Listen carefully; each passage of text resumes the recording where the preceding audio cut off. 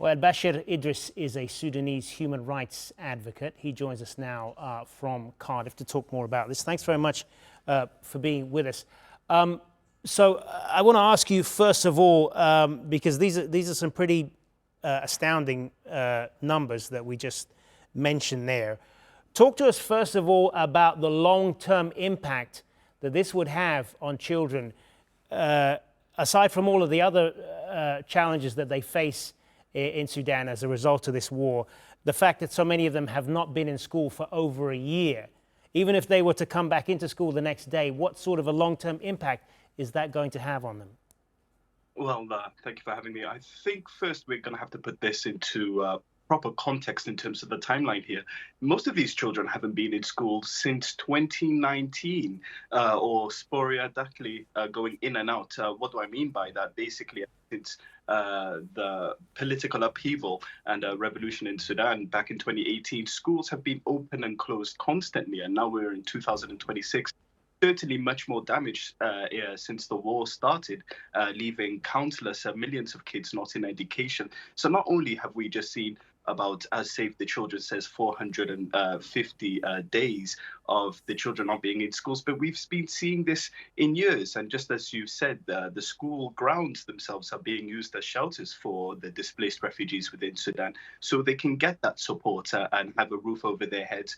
But so far, the children haven't been getting that much, though resources are extremely limited and places of security and haven are more so into one side of the nation than another.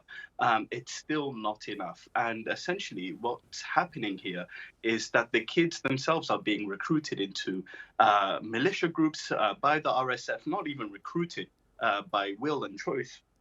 More so, they're being kidnapped and being forced into the fighting.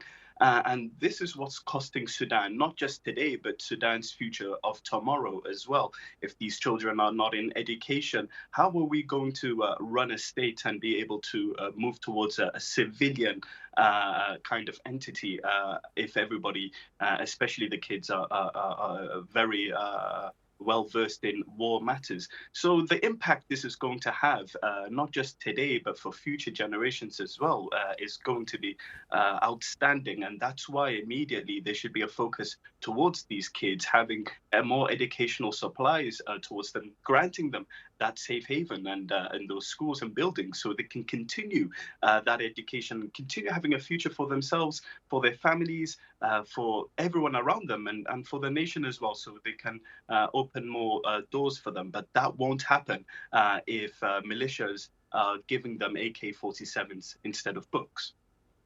We've been reporting a lot on what's been happening in wars away from Sudan, in Gaza, in Ukraine, and so on. Do you think there needs to be more of a focus on what has been happening in Sudan with this civil war that has been raging for so long now? Is that part of the problem? Oh, well, part of the problem is calling it a civil war first and not what it is, a proxy war, which we've all seen by now of the regional players, especially the Arab Emirates involvement in that. And if we want to see the future of Sudanese children essentially flourish and blossom, and then we're going to have to cut whatever's fueling this war, cut the arm ship moving in, cut the vehicles coming into the hands of the RSF and those who wish to disrupt the nation, people's lives further.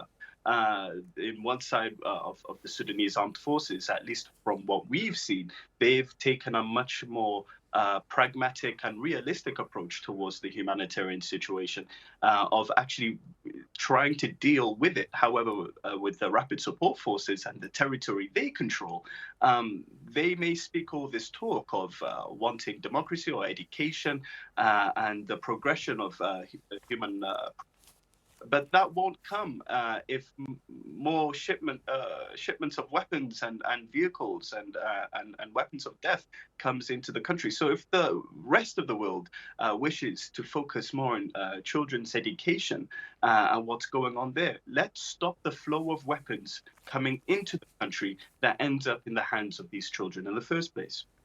Good to talk to you and to help us shine a light on this very important story. Elbashir Idris, joining us there from Cardiff. Thanks very much for being with us.